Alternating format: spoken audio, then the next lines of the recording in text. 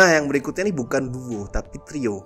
Young-ok, Jung-jun, and titik-titik-titik gitu kalau di judul dramanya.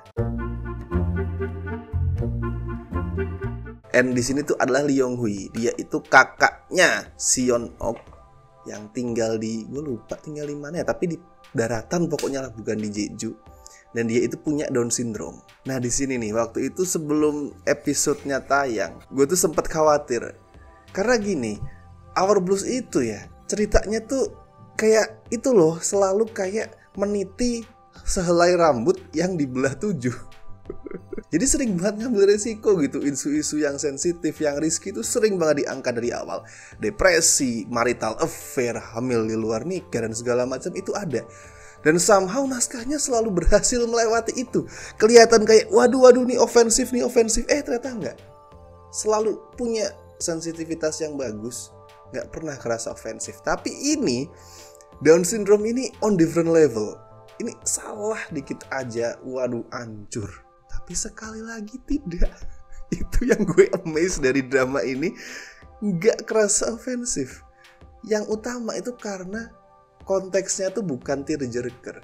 Jadi ceritanya kan si Young-ok ini semacam capek ngurusin kakaknya yang Down syndrome, tapi dia tetap sayang. Dia tuh mengalami dilema gitu antara capek, pengen ninggalin, pengen ngebuang kakaknya, tapi di satu sisi ya dia sayang. Dia ada di situ. Itu gampang banget kalau mau digeser ke tearjerker, ke cerita yang intinya ya udah bikin orang nangis karena kondisi Down syndrome itu. Bisa gampang banget kalau mau dieksploitasi persoalan Down syndrome atau persoalan mental health apapun ya. Tapi di sini enggak. Konteksnya bukan seberapa menyedihkan kondisi Down syndrome itu, enggak. Tapi lebih kayak ngajarin. Di sepanjang cerita kan kita ngeliat gimana warga-warga tuh belajar gimana sih cara berkomunikasi yang baik dengan seorang Down syndrome. Terus si Jung-jun juga dia belajar, ini calon kakak iparku nih, gimana aku bisa berkomunikasi dengan dia. Karena itu bukan sesuatu yang simple. Di satu sisi kita gak boleh ngeliatin bahwa mereka itu berbeda, gak boleh kayak kaget, bingung, takut atau apapun. Harus memperlakukan mereka sebagaimana manusia pada umumnya. But still tetap harus ada atensi khusus di situ. Balancing itunya kan gak gampang.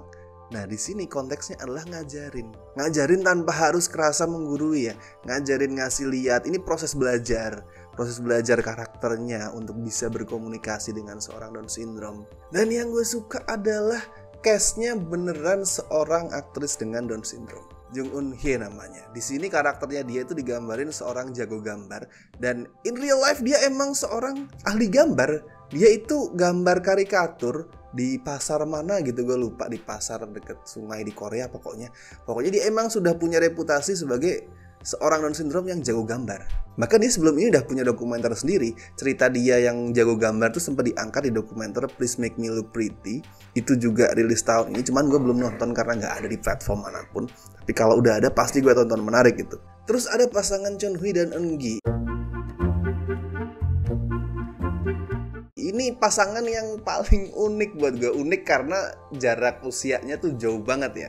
Well, mereka nenek dan cucu, tapi tetap intinya jarak usia mereka tuh jauh banget. Dan ini juga episode yang sebenarnya ringan. Mungkin klise ya dibandingin yang lain, ringan, klise, tapi tetap heartbreaking. Poin paling heartbreakingnya adalah karena Bu Chun-hee ini, yang dia tuh dipandang sebagai tetua yang sangat dihormati di desanya. Dia pemimpin di semua hal. Di antara para penyelam, ibu-ibu tuh dia adalah leadernya. Terus di desa dia memang sangat dihormati. Tapi dia punya kehidupan yang tragis gitu. Dia ngerasa dirinya sial karena dia punya anak itu berapa gitu, gue lupa. Hampir semuanya meninggal. Meninggal di usia muda. Suami dia udah meninggal, anak-anak dia udah meninggal. Satu yang masih hidup, bapaknya si Eun-gi, dan sekarang posisinya dia koma karena kecelakaan. Hancur gue ngeliatnya. Wah, perasaan gue dicabik-cabik pas nonton itu. Tapi favorit gue di sini justru konklusinya. Konklusi yang menggambarkan 100 bulan. Jadi 100 bulan tuh si Eun-gi itu dibilang sama bapaknya, kamu kalau berdoa di depan bulan tuh permintaanmu pasti terkabul. Nah, di Jeju, di asal bapak dulu ada 100 bulan. Kalau kamu berdoa di situ, semuanya terkabul. Nah, si Eun-gi jadi ngerengek terus tuh sepanjang 2 episode atau 3 gue lupa. 2 episode itu dia nge-react terus, minta dibawa ke 100 bulan. Dan begitu di reveal apa itu sih 100 bulan, indah banget, menyentuh. Gue langsung nangis pas tahu, oh ini toh ternyata 100 bulan. Itu indah karena ternyata 100 bulan tuh bukan keajaiban atau apapun itu, atau hal yang memang udah terjadi dengan sendirinya, hal natural yang emang udah ada tapi kelihatan kayak bulannya ada 100. Enggak, itu sesuatu yang dibuat. Sesuatu yang dibuat dan bisa terjadi karena adanya togetherness, kebersamaan para warga Jeju itu wow. Nah, yang terakhir adalah Okdong dan Dongsuk. Ini definisi dari save the best for the last. Episode terakhirnya tuh 90 menit. Ini ada 3 episode ya, cerita mereka tuh 3 episode. Episode terakhir 90 menit dan dari awal sampai akhir hampir nggak ada momen gue stop nangis. Gila ini cerita ini. Ini sekali lagi adalah bentuk keberhasilan naskahnya tuh meniti sehelai rambut yang dibelah 7. Ada unsur toxic parenting di sini. Si Bu Okdong ini tidak menyayangi anaknya, si Dongsuk pada saat muda. Setelah suaminya meninggal, anak perempuannya meninggal, dia malah jadi simpenan cowok lain. Dan si Dongsuk dipukulin terus tiap hari sama saudara tirinya, sedangkan emaknya bahkan tidak mau mengasihani dia sedikit pun, tapi terus melihat dia dengan tatapan yang buat Dongsuk itu kayak membenci dia. Itu parenting yang buruk, toxic parenting. Tapi nggak sedikit pun dijustifikasi. Beda sama drama yang satu lagi, yang soal cuaca itu. Yang awalnya keren terus akhirnya pret itu karena menjustifikasi toxic parenting. Di sini beda. Di sini ada redeeming factor buat Bu Okdong. Sepanjang drama tuh kita tahu dia orang yang baik, pendiam, baik, ramah sama semua orang. Itu jadi redeeming factor. Dan pada akhirnya kita jadi bertanya-tanya, kok bisa nih orang sebaik ini pas muda dulu tuh bersikap sejahat itu, setidak peduli itu sama anaknya tuh gimana? Kita mempertanyakan itu. Bukan orang yang aslinya emang jahat banget tapi kemudian kena kanker jadi baik. Oh ya, Bu Okdong ini kena kanker ya. Kena kanker, makanya tadi gue mention drama yang satu lagi karena sama-sama orang tua yang pola asuhnya buruk tapi kemudian kena kanker. Dan soal kanker itu ya, soal adanya kanker itu tetap si Dongsuk ini ngelewatin proses yang berat dan panjang buat akhirnya bisa memaafkan ibunya. Dia akhirnya mau nih berusaha untuk mengenali ibunya lebih jauh, bukan karena ibunya kena kanker. Akhirnya bisa dimaafkan bukan karena emaknya sekarat, bukan. Walaupun kanker tuh jadi semacam penghubung ya yang bikin Dongsuk, oh oke lah gitu buat temenin lu kemana. Cuman akhirnya dia memaafkan bukan karena dia takut kehilangan, merasa berdosa atau apa, enggak. Karena emang keduanya menghabiskan waktu lebih banyak di situ, saling ngerti, saling paham gitu. Itu terjadi secara natural, bukan karena kankernya. Dan yang gue suka banget ya itu adalah Bu Okdong itu ngaku kalau dia itu jahat, kalau dia itu gila, bodoh, goblok, tolol gitu, karena sudah memperlakukan anaknya kayak gitu. Tidak ada alasan lain. Biasanya kan ada tuh alasan yang untuk menjustifikasi, misal si ibu ini melakukan semuanya tuh karena sebenarnya ingin anaknya kuat, atau sebenarnya ingin agar anaknya itu nggak seperti dia, atau ingin anaknya itu hidup makmur gitu, misalkan ada pembenaran gitu. Nggak ada. Yang ada justru gini, diperlihatkan kalau itu semua adalah dampak dari kemiskinan, yang akhirnya Bu Okdong itu ngerasanya ya udah, gue itu sebagai ibu ya yang penting anak gue bisa makan gitu. Nggak ngerti dia urusan soal mengasihi, mencintai, mengasihani, nggak tahu. Pokoknya buat dia ya anak gue bisa makan, dan itu tetap diakui sebagai sebuah kesalahan. Dia tahu kalau dia salah, nggak ada alasan apapun, titik, that's it, dia salah. Dan justru itu yang bikin gue lebih bisa bersimpati sama dia. Bukan kayak si bapak peminta uang yang di drama satu lagi, ditambah lagi dengan kondisi mental yang nggak stabil ya. Dia ada paralel loh. Ceritanya Bu Okdong dan Dongsuk ini ada paralelnya, ada kaitannya sama si Sona. Sama-sama cerita soal ibu dengan kondisi psikis yang nggak baik-baik saja. Walaupun detail mental health-nya beda ya, but still Bu Ogdong ini meskipun nggak diperlihatkan secara gamblang karena ya nggak make sense juga. Misal emak-emak yang nggak bisa nulis, yang nggak bisa baca, berasal dari tahun sekian, umur 80 tahun, terus kemudian tahu dia didiagnosis depresi kayak Sona. Enggak, cuman gue cukup yakin bahwa sebenarnya secara karakter dia memang mengidap mental health issues, mungkin depresi atau segala macam.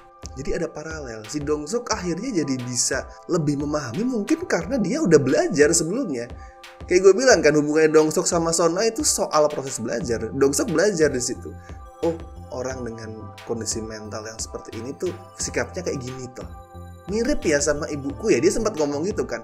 Nah akhirnya pada saat mulai menghabiskan lebih banyak waktu sama ibunya, dia tahu harus berbuat apa, meskipun tetap dengan gaya dia yang galak ya. Itu yang gue suka dari naskahnya. Dia kasih lihat paralel-paralel hubungan-hubungan, sebab akibat, dampak dan segala macam tanpa harus ngomong ini loh, nih, gue kasih lihat loh ini gitu.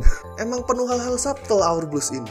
Gue malah ngerasa mungkin di berapa episode pertama lah, mungkin 11-12 episode pertama sampai ceritanya si Dongsuk sama Sona kelar ya, itu dramanya tuh berasa kayak art house, kayak film art house daripada kayak drama healing biasa. Lo lihat dari shot-shotnya, komposisi shotnya, terus gimana si sutradara itu nggak gampang masukin musik yang mendayu-dayu di setiap kesempatan ya.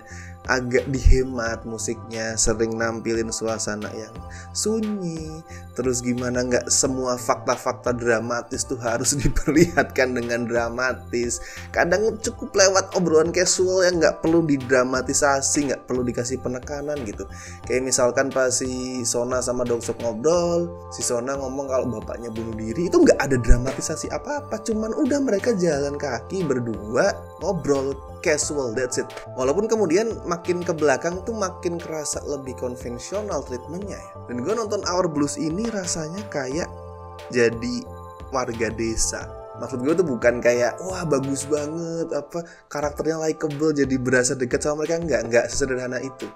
Gue ngerasa jadi warga desa karena kalau misalkan nih kita tinggal di desa nih, gue nggak tahu kalau yang di kota-kota metropolitan yang nggak kenal dengan tetangganya atau di apartemen ya. Cuman kalau gue sebagai anak yang tumbuh di desa gitu, kan kenal tuh misal orang satu RT, satu RW itu kan kenal.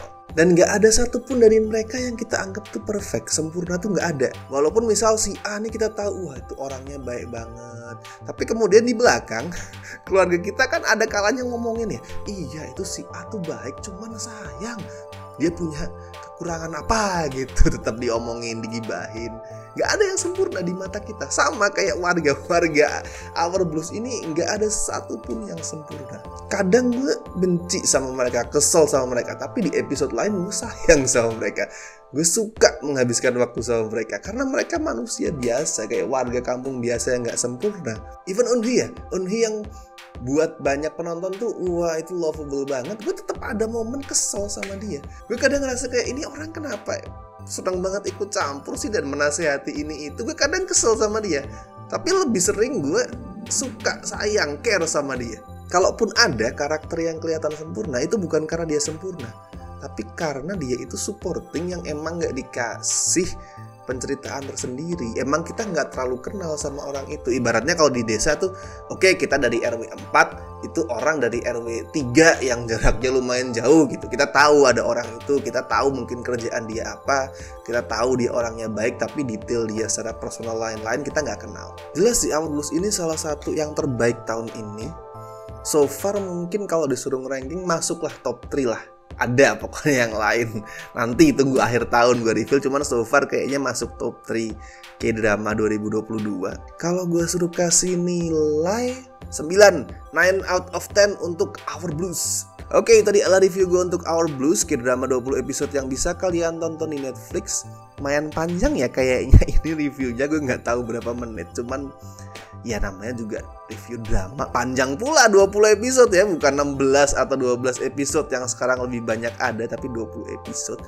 Jadi kayaknya wajar ya, mohon maaf kalau kepanjangan. Oke, dan gue Rashid Hari and see you in the next video.